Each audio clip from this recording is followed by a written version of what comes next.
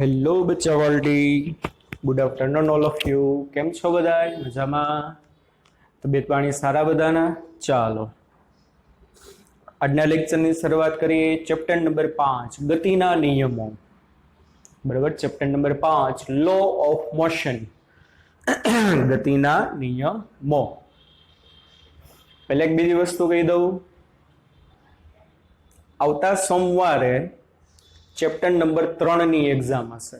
ફરીથી કહું છું, મંડેના જે ફિઝિક્સની એક્ઝામ હશે એમાં ચેપ્ટર નંબર 3 હશે. આખી ટેક્સ્ટ બુક વ્યવસ્થિત જોઈ લેવાની છે.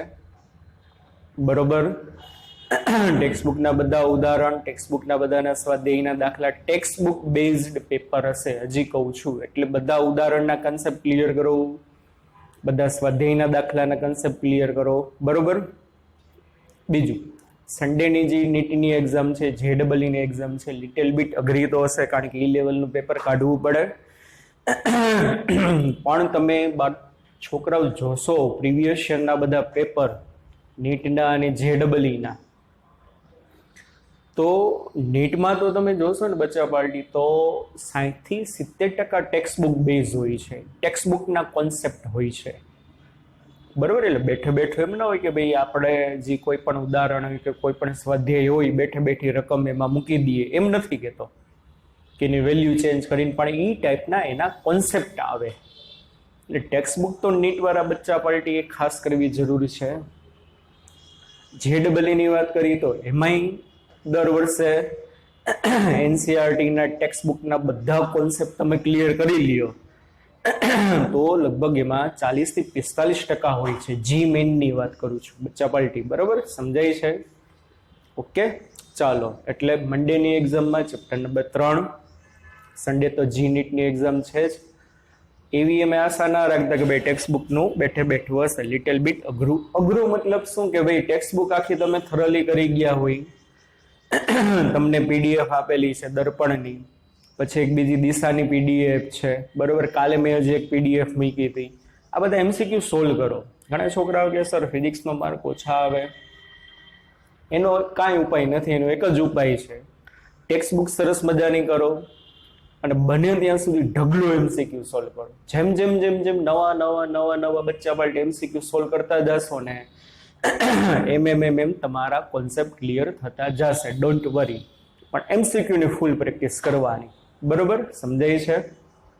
અને ઘણા બધા બચ્ચા પાર્ટીને એમ થાય કે સર હજી આપણે તો 2 ચેપ્ટર પૂરા થયા, તો આપણો સંઘ કેદી દ્વારકા પહોંચશે? 15 ચેપ્ટર છે. એ જિમ્મેદારી મારી. પહેલું ચેપ્ટર તો કરવાનું છે નહીં. બરોબર, એમાં ખાલી બેઝિક બધી ઇન્ફોર્મેશન છે. પહેલું તો ચેપ્ટર ગયું.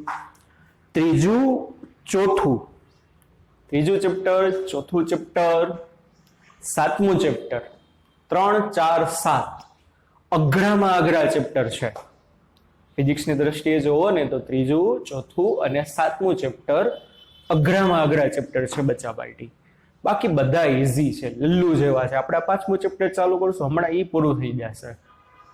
સમજાય છે? એટલે એ તમે ચિંતા ના કરતા, એ ફટાફટ બધું કમ્પ્લીટ થઈ જશે અને વ્યવસ્થિત આપણે. અને બીજી વસ્તુ, આપણે જે ત્રીજું કરાવ્યું, ચોથું ચેપ્ટર કરાવ્યું, જો હું ટેક્સ્ટ બુક બેઝ કરાવું ને તો હમણાં પૂરું થઈ જાય, મને કઈ વાંધો છે નહીં. પણ તમને કેટલી એક્સ્ટ્રા ફોર્મ્યુલા, કેટલું ડિટેલમાં કરાવું છું, તમારા નવા ડાઉટ્સ એ બધા કેટલા હું તમને સોલ્વ કરાવું છું, એટલે થોડીક વાર લાગે. બીજી એક મર્યાદા આવે કે ભાઈ આપણે 40-45 મિનિટનો 50 મિનિટનો લેક્ચર હોય, જ્યારે ક્લાસરૂમમાં જે આપણું લેક્ચર ચાલતા હોય ને એ કલાકના હોય.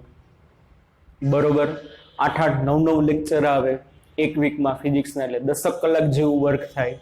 તો અહીંયા થોડો ઘણો ફેર પડે, સમજાય છે? બટ ડોન્ટ વરી, ત્રીજું ચેપ્ટર, ચોથું ચેપ્ટર અને સાતમું ચેપ્ટર અઘરામાં અઘરા ચેપ્ટર છે. સાતમું જી છે આમ અઘરામાં અઘરા, મતલબ કે હવે આ ત્રીજું અને ચોથું તમે જોયું, બરોબર, એને રિલેટેડ સાતમું ચેપ્ટર છે. અઘરા મીન્સ શું કે આમ થોડીક વાર લાગે, પણ જો બચ્ચા પાર્ટી હું તમને પ્રોમિસ આપું, ફૂલ પ્રેક્ટિસ કરો.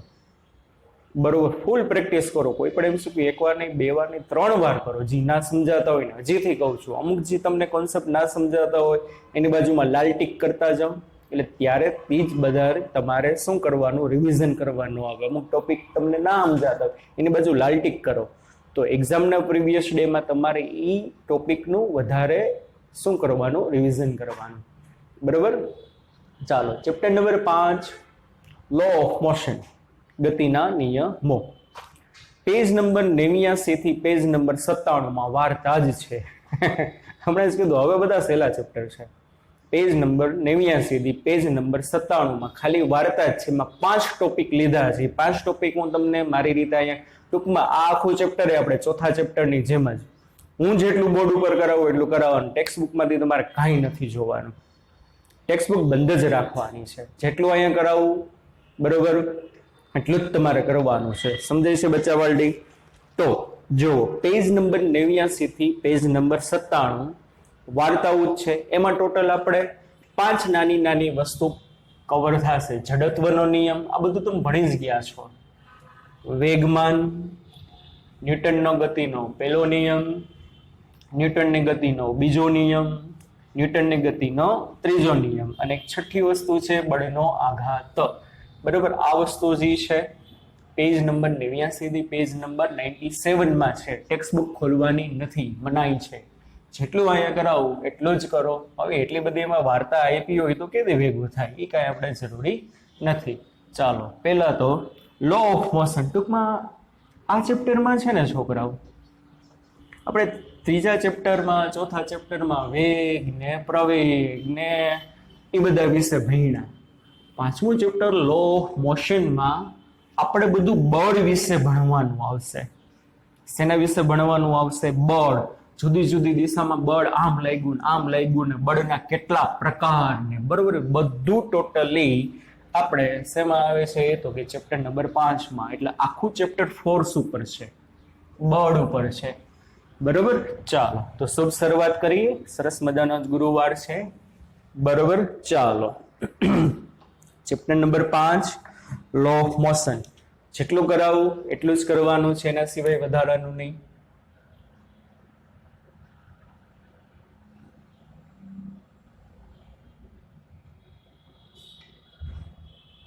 લો ઓફ મોશન.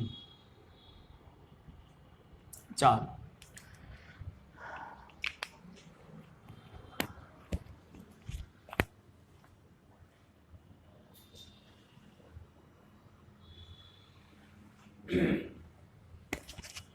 જો લો ઓફ મોશનમાં આપણે શરૂઆત કરી પહેલા બળથી.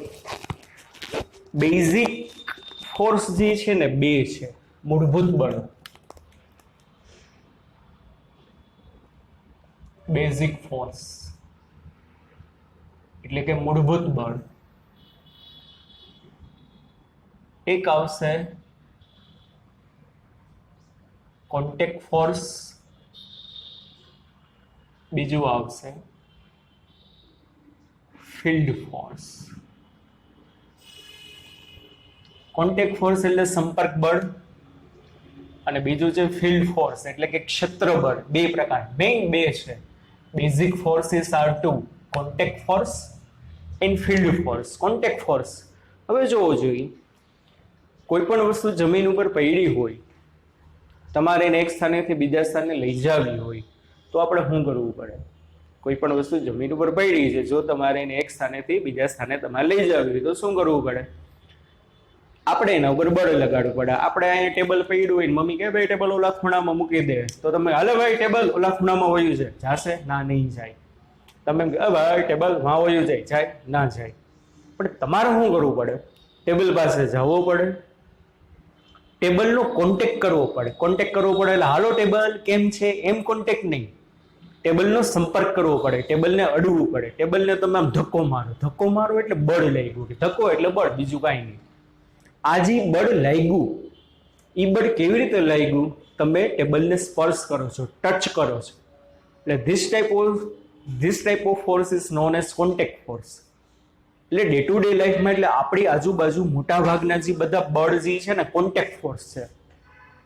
કોઈ પણ પદાર્થના સ્થાનમાં તમારે ફેરફાર કરવો હોય તો તમારે એના જોડે શું કરવો પડે? કોન્ટેક્ટ કરવો પડે. કોન્ટેક્ટ કરીને તમારે બળ લગાડવું પડે. Therefore this is known as contact force. સંપર્ક કરવો પડે. એકા બરોબર. કોઈ પણ વસ્તુ હોય, હવે માની લ્યો આ જે પેન છે, પેન એ પેન મારા હાથમાં છે, અત્યારે પેન મારા હાથમાં છે, મારા હાથ દ્વારા બળ લાગે એટલે મારા કોન્ટેક્ટમાં છે એટલે સ્થિર છે. હવે જેવી પેનને હું મૂકી દઉં એટલે પેન નીચે ગઈ.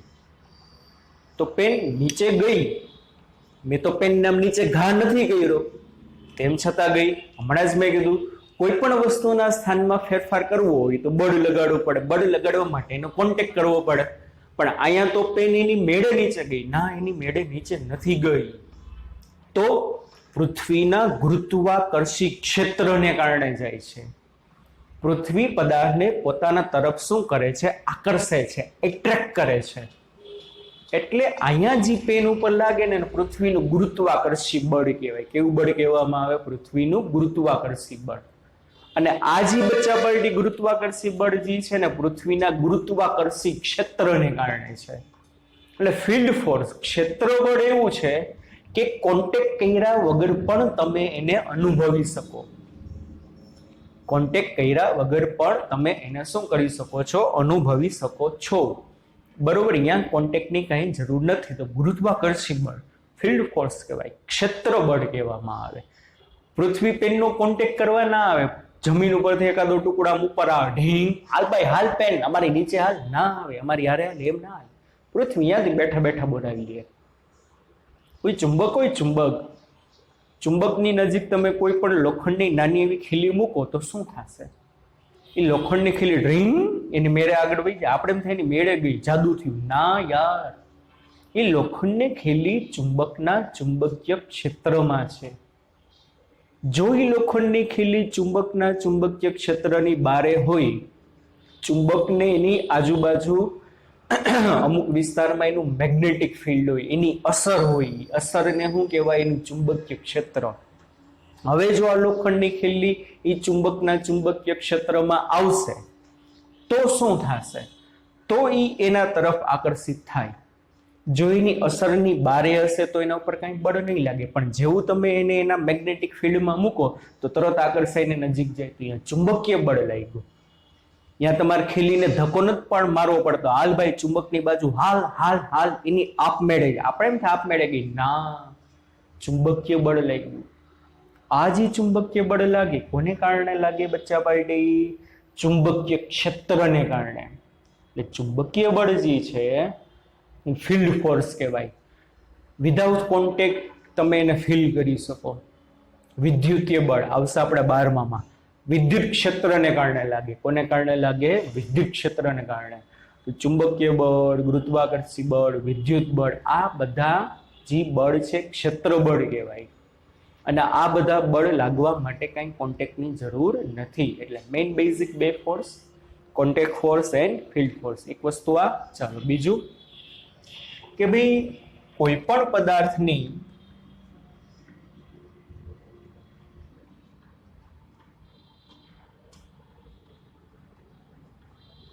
ગતિ જાળવવા બળ લગાડવું પડે? પ્રશ્ન છે કે ભાઈ કોઈ પણ પદાર્થની ગતિ તમારે જાળવવી હોય તો શું તમારે એના ઉપર બળ લગાડવું પડે કે નહીં? બધા છોકરાઓનો જવાબ હશે કે હા. કે ભાઈ કોઈ પણ પદાર્થને તમારે ગતિ જાળવવી હોય, ગતિ જાળવવી મતલબ તમારે એને અચળ વેગથી ગતિ કરાવડાવી હોય તો તમારે એના ઉપર કન્ટિન્યુ શું કરવું પડે? બળ લગાડવું પડે. પહેલો પ્રશ્ન આ છે. તો કે ના, એરિસ્ટોટલે આ જ કીધું હતું કે ભાઈ કોઈ પણ પદાર્થની તમારે ગતિ જાળવવી હોય અને અચળ વેગથી ગતિ કરાવડાવી હોય તો તમારે કન્ટિન્યુ એના ઉપર શું કરવું પડે? બળ લગાડવું પડે. બધા કે હા સર છે જ, ડે ટુ ડે લાઈફમાં આપણે ફીલ કરી જ છીએ, અનુભવ કરી જ છીએ.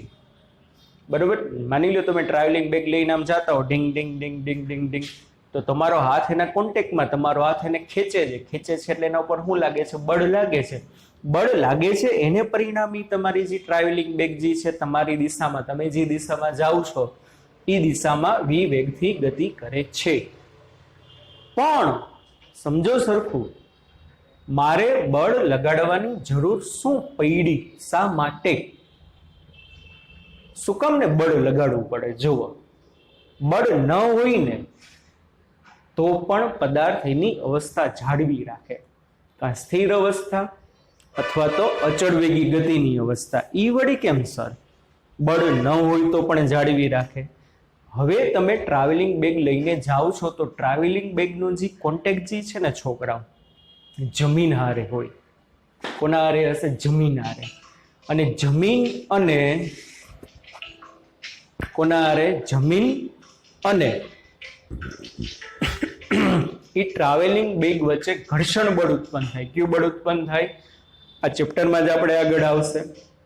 ઘર્ષણ બળ છે ને બચ્ચા પાર્ટી, એ ઘર્ષણ બળ હંમેશા ગતિની વિરુદ્ધમાં હોય. ઘર્ષણ બળ જે છે હંમેશા ક્યાં હશે? તો કે ગતિની વિરુદ્ધમાં. એક સિમ્પલ એક્ઝામ્પલ આપું કે ભાઈ તમે આ સપાટી પર કોઈ પદાર્થ પડ્યો હોય, એના ઉપર તમે આ દિશામાં F જેટલું બળ લગાડો. શું લગાડો? આ દિશામાં F જેટલું, એટલે પદાર્થ છે ને આ દિશામાં જાય છે v વેગથી, પણ ફ્રિક્શન ફોર્સ જે છે ને બચ્ચા પાર્ટી આમ પાછળની દિશામાં હશે, એને સ્મોલ f કહેવાય. ઘર્ષણ બળ જે છે ને હંમેશા તમારી ગતિની વિરુદ્ધ દિશામાં લાગે. આપણે આમાં આવશે. હવે તમે બળ લગાડ્યું તો બળનું સૂત્ર હમણાં ચેપ્ટરમાં આગળ આવશે, F બરાબર ma. સમજો, તમે બળ લગાડ્યું તો F બરાબર ma. હવે આ દિશામાં તમે બળ લગાડો, માની લ્યો 2 મિનિટ માટે વિચારો ઘર્ષણ બળ નથી, તો ઘર્ષણ બળ જો ન હોય તો તમે બળ લગાડો તો પદાર્થમાં પ્રવેગ આવે, પદાર્થમાં પ્રવેગ આવે તો એનો વેગ કન્ટિન્યુ. જો આ બધું બેઝિક છે, સમજો સરખો. 2 મિનિટ માટે એવું માનો કે ભાઈ ફ્રિક્શન ફોર્સ નથી, તો ફ્રિક્શન ફોર્સ જો ન હોય તો શું થાય? બળ લગાડો તો શું થાય? પ્રવેગ આવે તો વેગ વધે. તો શું થાય? તમે ભાઈ ઓલી ટ્રાવેલિંગ બેગને ખેંચતા હો ને તો ઘર્ષણ બળ ન હોય તો કન્ટિન્યુ બળ લાગે તો કન્ટિન્યુ પ્રવેગ વધતો જાય અને કન્ટિન્યુ પ્રવેગ વધે અને પરિણામે શું થાય? એનો વેગ વધતો જાય. ટ્રાવેલિંગ બેગ તમારી આગળ વહી જાય. એવું થાય? એવું નથી થતું. ફ્રિક્શન ફોર્સ હાજર છે. તમારો પદાર્થ અચળ વેગથી ગતિ કરે છે. અને અચળ વેગથી ક્યારે ગતિ કરે બચ્ચા પાર્ટી? જો પ્રવેગ 0 હોય તો. શું હોય? પ્રવેગ 0 હોય તો. તો હવે જોવો શું થશે? ફ્રિક્શન ફોર્સ હાજર છે. શું છે બચ્ચા પાર્ટી? ફ્રિક્શન ફોર્સ એટલે ઘર્ષણ બળ હાજર છે. આ દિશામાં તમે F જેટલું બળ લગાડો અને ઘર્ષણ બળ હંમેશા ગતિની વિરુદ્ધમાં લાગે તો શું થતું હશે ખબર છે? આપણા દ્વારા લાગેલા બાહ્ય બળનું મૂલ્ય અને ઘર્ષણ બળનું મૂલ્ય સમાન હશે. અને પરસ્પર વિરુદ્ધ દિશામાં તો છે જ. અને પરસ્પર વિરુદ્ધ દિશામાં હોવાથી તમે એનું પરિણામી બળ માપો ને તો 0 આવે. અને પરિણામી બળ માપો તો 0 આવે. તો પરિણામી બળ જો 0 હોય તો પ્રવેગ 0 હોય. અને જો પ્રવેગ 0 હોય તો પદાર્થ અચળ વેગી ગતિ કરે. એટલે આમ તમે જે છે ને, આપણી મેન્ટાલિટી કેવી છે? જેવું જોઈને એવું વિચારી. એરિસ્ટોટલે જ કહ્યું. શું કર્યું? એને જેવું જોયું ને એવું વિચાર્યું. શું વિચાર્યું? કે ભાઈ મારે તો બળ લગાડવું પડે, હું બળ લગાડીશ ને તો એ પદાર્થ આગળ વધે. પણ એલા કે હજી તમને નહીં સમજાય. હજી કહું છું એક વાર, આપણી મેન્ટાલિટી શું છે કે ભાઈ આપણે જે જોઈ ને એ કઈ કે ના ભાઈ હા, ઘણી વખત આપણે જે જોયું એના કરતા ખોટી વસ્તુ હોય. એરિસ્ટોટલે જ જોયું કે ભાઈ સુટકેસને મારે આગળ લઈ જવી છે તો મારે એના ઉપર શું કરવું પડે? બળ લગાડવું પડે. પણ એ બળ શા માટે લગાડવું પડે છે? ઘર્ષણ બળ છે એટલે. ઘર્ષણ બળ તમારી ગતિની વિરુદ્ધ દિશામાં લાગે તો પરિણામી બળ માપો તો 0 આવે. પરિણામી બળ 0 આવે તો શું? પ્રવેગ 0. અને પ્રવેગ 0 એટલે વેગ એનો અચળ હોય. સમજાય છે કે નહીં? હવે 2 મિનિટ માટે બચ્ચા પાર્ટી હું તમને એમ કહું કે ભાઈ આના ઉપર તમે આ બેગને તમે ખેંચતા હતા, સમજજો સરખું, એકદમ સરખું સમજજો. બેગને તમે ખેંચતા હતા, બળ લગાડતા હતા. હવે બળ લગાડવાનું તમે માની લ્યો બંધ કરી દો. શું? બળ લગાડવાનું તમે બંધ કરી દો તો એ ટ્રાવેલિંગ બેગ ધીમે ધીમે થોડીક આગળ આવશે પણ પછી ઊભી રહી જશે. કે ન સમજાતું? તમે પદાર્થ ઉપર આજે બળ લગાડો છો, બાહ્ય બળ, એ બળ લગાડવાનું બંધ કરી દો તો એ બળ લગાડવાનું બંધ કરી દેશો એટલે શું થશે? શું જુઓ, બળ લગાડવાનું જો તમે બંધ કરી દો તો એ ટ્રાવેલિંગ બેગ થોડુંક એવું અંતર કાપી અને હું થઈ જશે? ઊભી રહી જશે. ઊભી રહી જશે મતલબ અહીંયા કોક હજી એવું છે, કેવું છે? એવું. કે જી એની ગતિનો વિરુદ્ધ કરે છે, એને આગળ નથી જવા દેતું. ફ્રિક્શન ફોર્સ એને પાછળ ખેંચતું હોય. શું થાય છે? ફ્રિક્શન ફોર્સ એને પાછળ ખેંચે, અને ફ્રિક્શન ફોર્સ એને પાછળ ખેંચે ને એટલા માટે જે બેગ છે ને અમુક અંતર કાપીને ઊભો રહી જાય. ફરીથી કહું છું, બળ લગાડવાનું તમે બંધ કરી દેશો તો એ બેગ અમુક અંતર કાપીને ઊભી રહી જાય. તમે પોતે અનુભવ કર્યું, એકદમ લીસી સપાટી હોય, તમે એને ધક્કો મારો, ધક્કો મારો આમ જશે કે નહીં? પણ અમુક અંતર કાપીને ઊભી રહી જાય. તમે સાયકલ લઈને જતા હો, સાયકલના પેન્ડલ મારતા હો, ઢીંગ ઢીંગ ઢીંગ ઢીંગ બળ લગાડો છો, પણ પેન્ડલ મારવાનું બંધ કરી દો તો અમુક અંતર કાપીને ઊભી રહી જાય. કારણ કે એક બળ અહીંયા એવું છે કે તમે જે દિશામાં જાઓ છો ને એના કરતા વિરુદ્ધ દિશામાં લાગે છે, અને વિરુદ્ધ દિશામાં લાગે એટલે તમારી ગતિનો વિરોધ કરે છે. શું કરે? તમારી ગતિનો વિરોધ. એટલા માટે તમારી સાયકલ ઊભી રહી ગઈ. સમજાણું કે નહીં? પણ જો તમારે અચળ વેગથી ગતિ ચાલુ રાખવી હોય, બચ્ચા પાર્ટી એટલી યાદ રાખજો, કેવી રીતે ગતિ ચાલુ રાખવી હોય? અચળ વેગથી. તો અચળ વેગી ગતિ કરતા પદાર્થ ઉપર હું તમને એમ કહું છું, પરિણામી બળ 0 હોય. એમ નથી કેતો બળ 0 હોય, પણ હું 0 હોય? પરિણામી બળ 0 હોય. બે બળ લાગે છે પદાર્થ પર, બે બળ લાગ્યા ખરા, બરોબર, પણ એ બે બળનું પરિણામી 0 થઈ ગયું. આ 5 ન્યૂટન, આ 5 ન્યૂટન, તો બેના મૂલ્ય સરખા, દિશા પરસ્પર વિરુદ્ધ, તો પરિણામી બળ 0, તો પ્રવેગ 0, પ્રવેગ 0 તો અચળ વેગી ગતિ કરે. હવે સમજાણું કે નહીં? તો કોઈ પદાર્થની ગતિ જાળવવા મતલબ અચળ વેગથી ગતિ કરાવવા માટે તમારે એના ઉપર બળ લગાડવું જરૂરી છે? તો કે ના, જરૂરી નથી. જો પરિણામી બળ 0 હોય તો જ એની અચળ વેગી ગતિ જળવાઈ રહે. હવે બીજી એક વસ્તુ,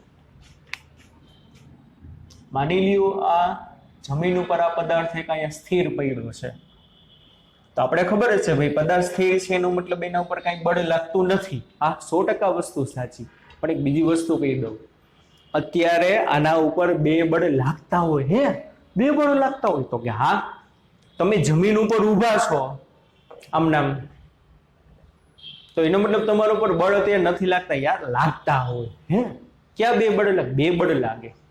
તમારું દળ કઈક છે, એ દળને કારણે પૃથ્વી છે ને એના કેન્દ્ર તરફ ખેંચે, અને દળને કારણે જે બળ લાગે ને એને વજન બળ કહેવાય.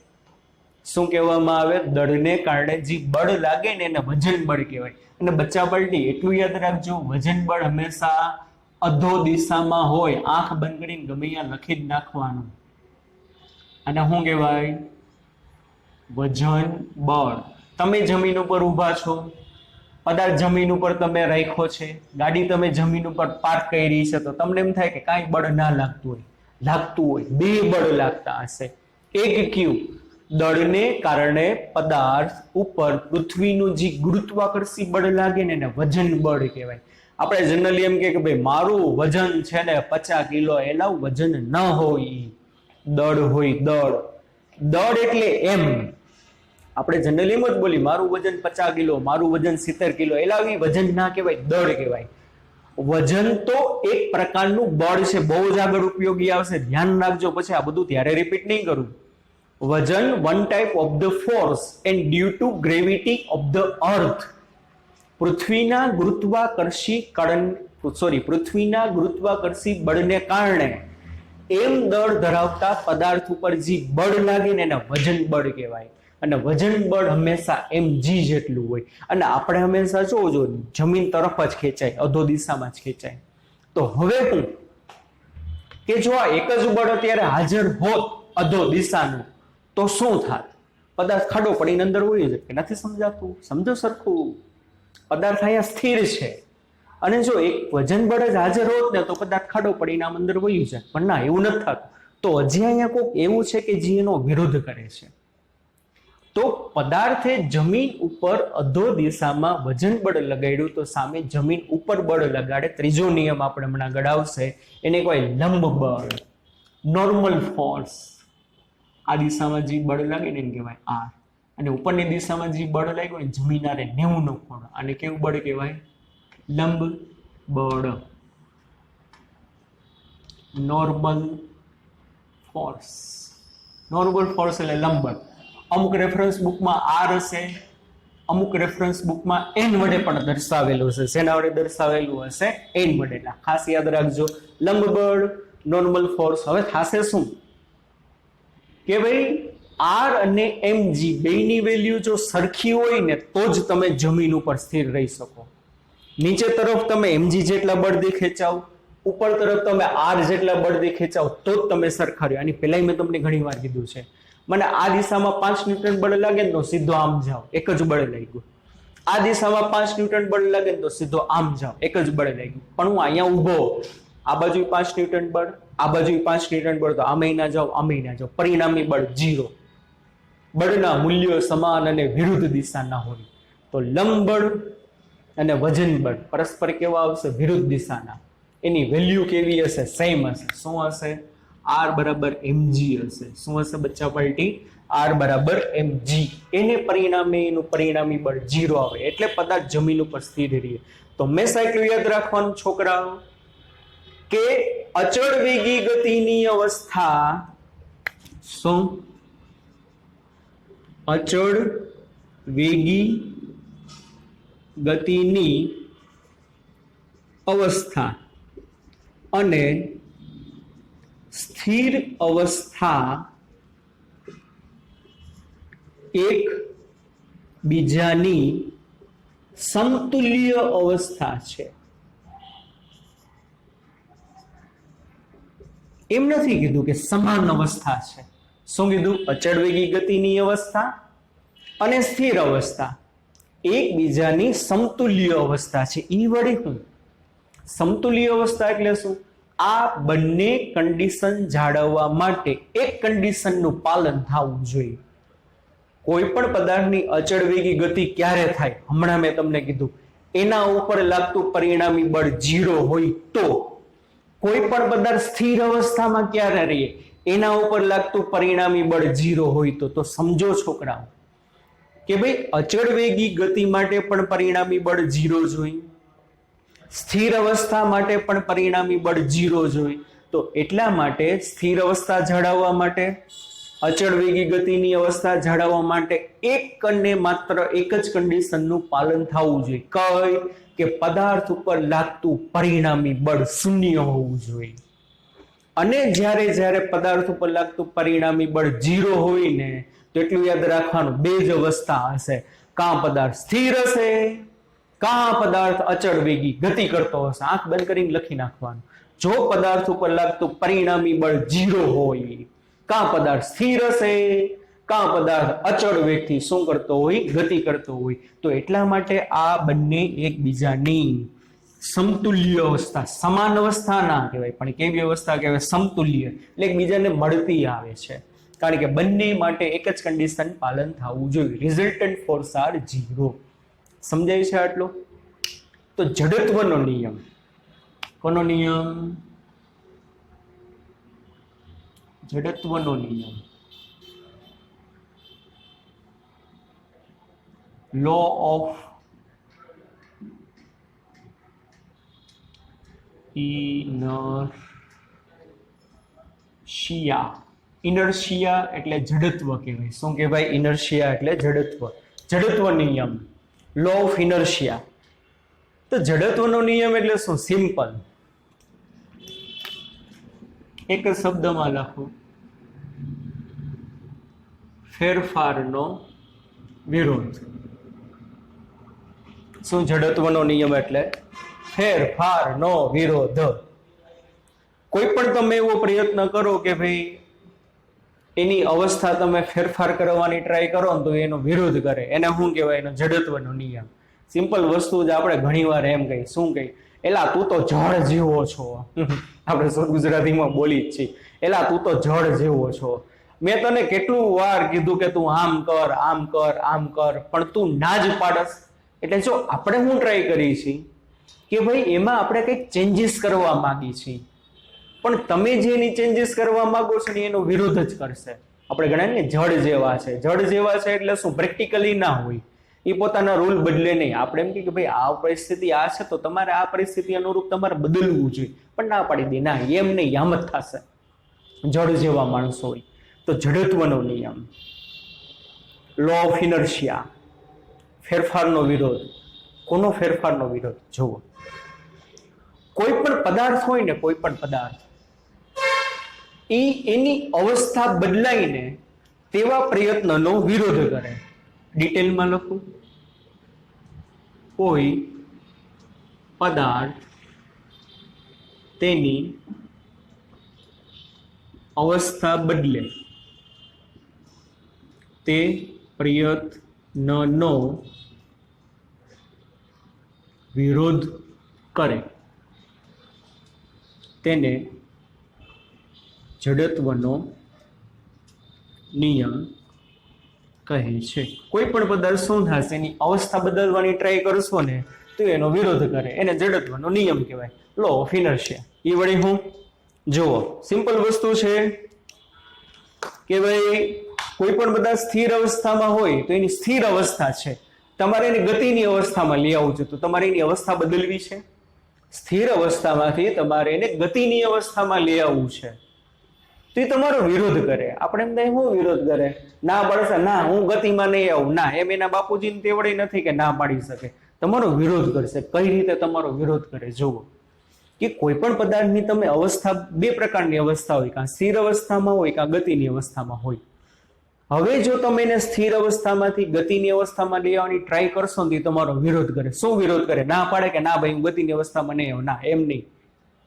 તમારે પદાર્થને સ્થિર અવસ્થામાંથી ગતિની અવસ્થામાં લાવવા માટે બળ લગાડવું પડે. તો કોક કે સર આમાં વિરોધ શું થયો? એ વિરોધ તો થયો જ ને, બળ લગાડવું પડ્યું કે નહીં? અને તમારા દ્વારા જે બળ લાગ્યું એ બળ મફતમાં લાગે છોકરાઓ? હે, ના લાગે ને. તમે કોઈ પણ ટેબલને પહેલા માળેથી મમ્મી એમ કે ત્રીજા માળે મૂકી આવો, તો પહેલા માળે ટેબલ સ્થિર અવસ્થામાં છે, તો ત્રીજા માળે લઈ જવા માટે તમારે ગતિમાં તો લઈ આવવું પડે કે નહીં? તો તમારે એના ઉપર બળ લગાડવું પડે કે નહીં? તો બળ મફતમાં લાગે? ના, તમારી એનર્જી જાય કે નહીં? પહેલા માળેથી ટેબલને તમે ઉપાડીને ઢંગ ડંગ ડંગ ડંગ ડંગ ડંગ ડંગ ડંગ ડંગ ડંગ ડંગ ડંગ ડંગ ત્રીજા માળે લઈ જાઓ, ત્રીજા માળે પહોંચો, થાકી ગયો ભાઈ, ટેબલ બહુ ભારે હતું. કા બળ લગાડ્યું? તો બળ લગાડવા માટે ઉર્જાની તો જરૂર પડે કે નહીં? તો તમારી ઉર્જા વપરાણી, તમારી એનર્જી ખર્ચાઈ છે. આ તમારો શું થયું? વિરોધ થયું કહેવાય. શું થયું કહેવાય? વિરોધ. તો કોઈ પણ પદાર્થ શું કરે? એની અવસ્થા બદલવાનો પ્રયત્ન કરો તો એને વિરોધ કરે. It is called law of inertia. તમારે એના ઉપર બળ લગાડવું પડે, અને બળ લગાડશો એટલે તમારી ઉર્જા ખર્ચાશે. કોઈ પણ પદાર્થ જે છે ગતિ કરતો હોય, માની લો તમારી સામેથી એક સાયકલ આવે છે, સાયકલ આવતી હોય તમારે જોઈને ઊભી રાખવી હોય તો તમે એમ કે ભાઈ સાયકલ ઊભી રહી જાય, એ ઊભી રહી જશે, તમારો વિરોધ નહીં કરે. ક્યારે નહીં કરે? જો તમે ટ્રાફિક પોલીસ હો તો જો તમે ટ્રાફિક પોલીસ હો તો તમારો વિરોધ ના કરે. તમે સીટી મારો તો શું થઈ જશે? તરત ઊભી રહી જાય. પણ તમે સામાન્ય માણસ છો, તમારી બાજુ સાયકલ આવે છે, એ ઊભો રહી જાય, ના ઊભો રહો, તમારા હાથ દ્વારા શું કરવું પડે? આમ ધક્કો મારવો પડે કે નહીં? તો ત્યારે ઊભી રહેશે. ગતિની અવસ્થામાંથી તમારે એને સ્થિર અવસ્થામાં લઈ આવવું છે, તો પણ તમારે બળ લગાડવું પડે. અને બળ લગાડવું મતલબ એનર્જી તમારી શું થાય? ખર્ચાય. તો કે સર આપણે બાઇક લઈને જતા હોય અને આપણે બાઇકને સ્થિર રાખવી હોય, એમાં આપણો શું વિરોધ થયો? થયો જ ને લાવ. એટલે અહીંયા ગયા વિરોધ થયો? બ્રેક તો લગાવવી પડી ને, અને બ્રેક લગાવો તો મતલબ બળ લાગ્યું.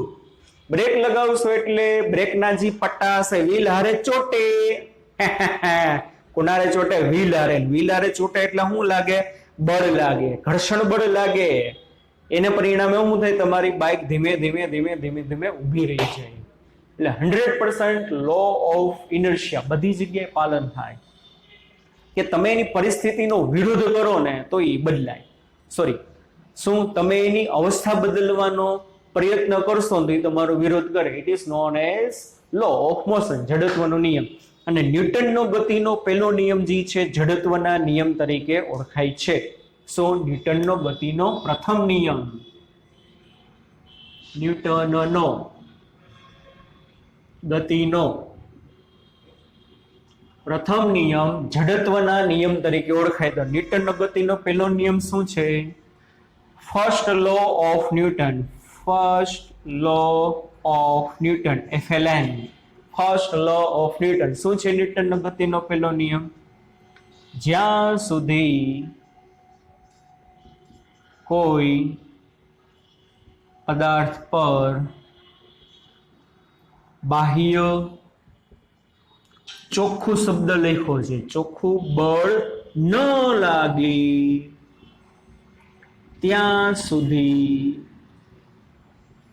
તે પદાર્થ સ્થિર હોય તો સ્થિર અને અચળ વેગી ગતિ કરતો હોય.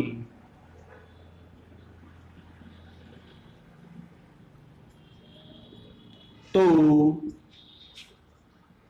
અચળ વેગી ગતિ ચાલુ રાખે. શું શબ્દ લખ્યો? ચોખ્ખું બાહ્ય બળ. ચોખ્ખું બાહ્ય બળ એટલે શું? કે ભાઈ એક પદાર્થ ઉપર 5 ન્યૂટન બળ આમ લાગે, 5 ન્યૂટન બળ આમ લાગે તો ચોખ્ખું બાહ્ય બળ 0 કહેવાય. પણ 5 ન્યૂટન બળ આમ, 3 ન્યૂટન બળ આમ તો પરિણામી 2 ન્યૂટન બળ લાગે કે નહીં? તો જ્યાં સુધી કોઈ પદાર્થ ઉપર બાહ્ય બળ ચોખ્ખું ન લાગે, અથવા તો શું કહેવાશે? જ્યાં સુધી કોઈ પદાર્થ ઉપર બાહ્ય બળ ચોખ્ખું ના લાગે, અથવા તો એમ કહેવાય પરિણામી બળ ન લાગે, અથવા તો એમ કહેવાય અસંતુલિત બળ ન લાગે. અસંતુલિત બળ ન લાગે. અસંતુલિત બળ ન લાગે એનો મતલબ સંતુલિત બળ લાગે, બે બાજુ સરખું હોય તો પદાર્થ સ્થિર હોય તો સ્થિર રહે. જો સંતુલિત બળ લાગે છે એટલે કે અસંતુલિત બળ નથી લાગ્યું, અસંતુલિત બળ નથી લાગ્યું મતલબ સંતુલિત બળ લાગ્યું તો પદાર્થ સ્થિર હોય તો સ્થિર રહે. અને આ કન્ડિશન નું હમણાં કીધું પાલન થાય તો પરિણામી બળ 0, તો પ્રવેગ 0, તો વેગ અચળ. તો શું થશે? પદાર્થ એની અચળ વેગી ગતિ ચાલુ રાખે. It is known as law of motion of Newton first. બરોબર, ન્યૂટનનો ગતિનો પહેલો નિયમ, ફર્સ્ટ લો ઓફ ન્યૂટન. સમજાણું બચ્ચા પાર્ટી? હા કે ના? બોલો જોઈ.